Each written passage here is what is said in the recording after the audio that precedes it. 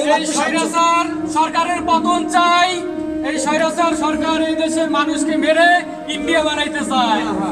মসজিদের মাইকে ঘোষণা দেওয়া এই শিক্ষার্থীর নাম ওমর ফারুক। তিনি বর্তমানে international university of business agricultural and টেকনোলজির শিক্ষার্থী। 2024 সালের জুলাই গণঅভ্যুত্থানে রাজধানীর উত্তরায় প্রথম বেসরকারি বিশ্ববিদ্যালয়ের শিক্ষার্থী হিসেবে তারা বেশ কয়েকজন আন্দোলন শুরু করেন। কোটা সংস্কার আন্দোলনে শিক্ষার্থীদের উপর ছাত্রলীগের হামলার প্রতিবাদে 2024 সালের 12 জুলাই IUBAT-তে মানববন্ধন করে তারা। এরপর ধীরে ধীরে গড়ে তোলে তীব্র আন্দোলন। তাদের সঙ্গে একাত্মতা প্রকাশ করে উত্তরার সব বেসরকারি বিশ্ববিদ্যালয়। ব্লক করা হয় রাজধানীর উত্তরার BNS সেন্টারের মূল সড়ক। এরপরে শুরু হয় ছাত্রলীগের সঙ্গে শিক্ষার্থীদের তুমুল সংঘর্ষ। সব মশার বিরুদ্ধে সুরক্ষা দিতে এলো বসুন্ধরা এক্সট্রিম অ্যারোসল। মশার বিরুদ্ধে এক্সট্রিম সুরক্ষা। বেসরকারি জুলাই যখন আন্দোলন শুরু হয় কোটা নিয়ে, তখন আমরা বেসরকারি বিশ্ববিদ্যালয়ে কীভাবে আন্দোলনটা করা যায়, বিশেষ করে বৃহত্তর উত্তরায় আন্দোলন করা যায়, তার জন্য আমরা আমাদের বিশ্ববিদ্যালয় সাথে একটা সমন্বয় করি। সিনিয়র যারা ছিল, আমরা তৎকালীন আমরা যারা ছিলাম সমন্বয়ক, তারা নিয়ে সমন্বয় করে প্রথম 12 জুলাই আমাদের বিশ্ববিদ্যালয়ে আমরা একটা মানববন্ধন করি এবং তারপর বিক্ষোভ মিছিল করে আমরা ক্যাম্পাসে ফিরে যাই। এর পরবর্তীতে আমরা কিভাবে উত্তরা BNS-এ বৃহত্তর আন্দোলন করা যায়, তার জন্য আমরা উত্তরা যে ইউনিভার্সিটিগুলো ছিল সবার সাথে কোঅর্ডিনেট করি, যোগাযোগ করি, কানেক্টেড করি। যারা লিডারশিপ আছে বা বিভিন্ন ক্লাব সোসাইটিতে আছে তাদেরকে যোগাযোগ করে আমরা একটা গ্রুপ খুলি। গ্রুপ খোলার পর আমাদের ঢাকা বিশ্ববিদ্যালয়ে মেবি 14 জুলাই আবার হামলা হয়। ওই দিনে আমরা সেমভাবে IUBAT-র সামনে আমরা বিক্ষোভ মিছিল করি, মানববন্ধন করি বিকাল 5টার দিকে। এর পরবর্তীতে ওই দিনই আমরা যে পুরা উত্তরা বৃহত্তর আন্দোলন করার জন্য আমরা একটা মিট হয়, গুগলের মাধ্যমে মিট হয়, প্রায় 3-4 ঘন্টা কীভাবে আন্দোলন করা হয়। তখন ওই দিনে আমাদের রোড ম্যাপটা করা হয় যে উত্তরা কীভাবে আন্দোলন করব, কারণ আমরা জানি না আসলে কীরকম মানুষ হবে ওই দিনটায়।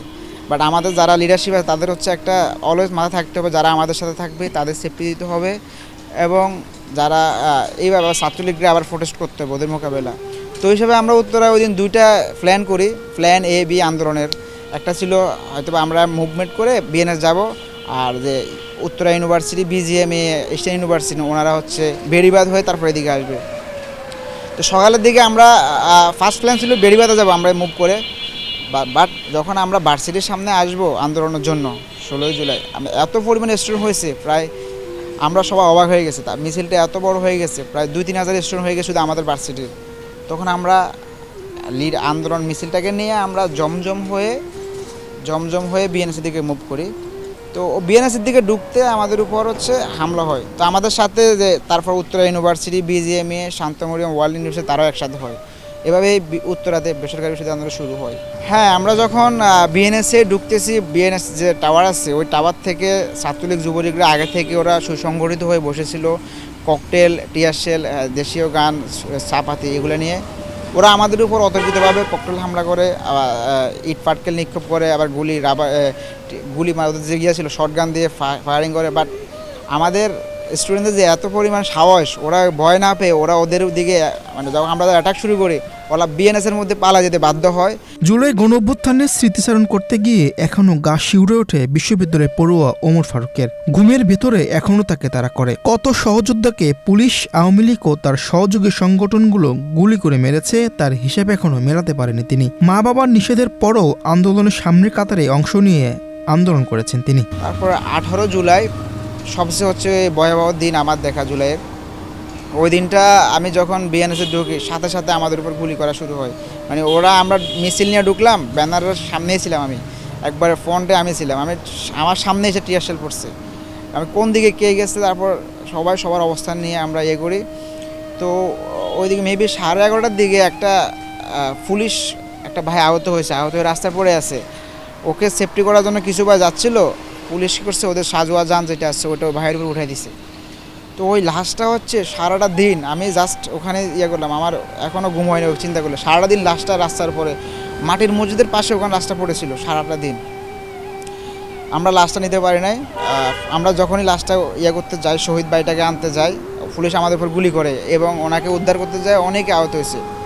পরবর্তী এরকম আমার সামনে অনেকের আছে। আমার এক ভাইয়ের আমার সাথেই ছিল, ওনার পায়ে দিয়ে গুলিটা ঢুকে আর এক পাশ দিয়ে বের হয়ে গেছে। আমি অবাক হয়ে গেছি, কোথায় থেকে গুলি আসতেছে, কি আসতেছে কোনো কিছু জানি না।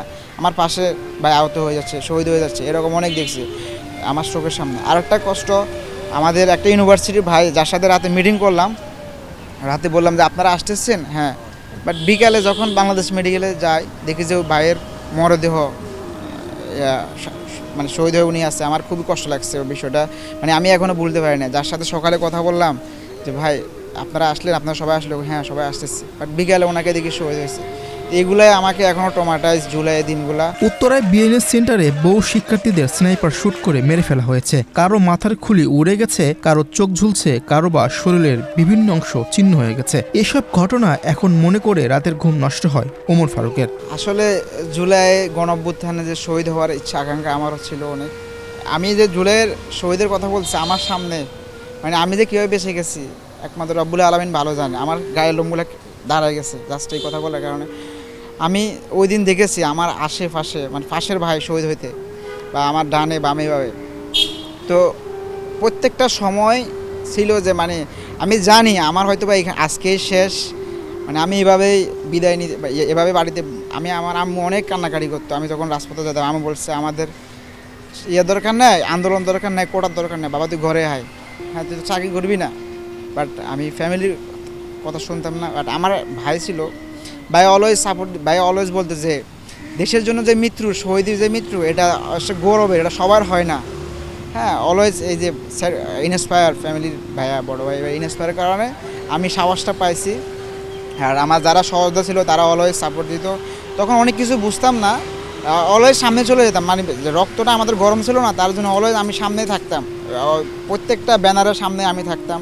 বা আমি যে আমার বড় ভাইরা অনেকে এখন বলে যে তুই কীভাবে বেঁচে গেছিস একমাত্র আল্লাহ জানে। আমি মনে করি রব্বুল আলামিনের রহমত আর আমার ফ্যামিলি মা বাবার দোয়ার কারণে আমি বেঁচে গেছিলাম ওই দিনগুলোতে। আর আমার এখনও যারা জুলাই সম্মুখ সারিতে ছিল অনেকেরই আপনি দেখবেন ম্যাক্সিমাম ঘুম হয় না রাতের। ওই দিনগুলো যখন ট্রমাটাইজ, মানে মাঝে মাঝে আমি গত দুদিন আগে মানে হঠাৎ ঘুমের মধ্যে ওই স্মৃতিগুলো বেশি ওঠে। পুলিশের গুলি, আমাদের হাতে কিছু ছিল না ভাই, একটা লাঠিও ছিল না, কিছু ছিল না, অলওয়েজ ব্রাশ ফায়ার মতো জাস্ট, মানে ৭১ তো যুদ্ধ দেখিনি আমরা, ৭১ যুদ্ধ এরকম হয় নাই, পাকিস্তানিভাবে আমাদের হামলা করে নাই। জাস্ট আমরা খালি হাতে দাঁড়ায় আছি এক সাইডে, ওরা অপোজিট থেকে রাবার বুলেট, স্নাইপার দিয়ে shot, tear shell, sound grenade মারতেই আছে। তার মধ্যে দিয়ে কিছু এরপর দুপুর ১টার পরে বিএনএসে কী হয়েছে, স্নাইপার শট, মানে জাস্ট আপনি ১ কিলোমিটার পরে দাঁড়ায় আছেন, আপনি কিল হয়ে যাচ্ছেন, মানে কারো ওরা টার্গেট কিলিং করছে তখন। একটি বছর পেরিয়ে গেছে, রাজপথে রক্ত ধুয়ে গেছে বৃষ্টির পানিতে, ব্যস্ত হয়ে উঠেছে উত্তরার সেই সড়কগুলো, কিন্তু সময় মুছে দিতে পারেনি ওমর ফারুকের স্মৃতির পাতায় আঁকা সেই বিভীষিকাময় জুলাইকে। চোখ বন্ধ করলেই ভেসে ওঠে সহযোদ্ধাদের নিথর দেহ, গুলির শব্দ, মানুষের আত্মচিৎকার আর জীবন বাঁচার ছুটে চলা অসংখ্য মানুষ। যে কণ্ঠ একদিন মসজিদের মাইকে মানুষকে রাস্তায় নামার আহ্বান জানিয়েছিল, সেই কণ্ঠ আজও ভারী হয়ে আসে হারিয়ে যাওয়া সহযোদ্ধাদের কথা বলতে গিয়ে। বিজয়ের আনন্দের সঙ্গে মিশে আছে না ফেরার বেদনা, আহতদের দীর্ঘশ্বাস আর অসংখ্য পরিবারের অপূরণীয় শোক। নিরসন সরকার, বাংলাদেশ প্রতিদিন।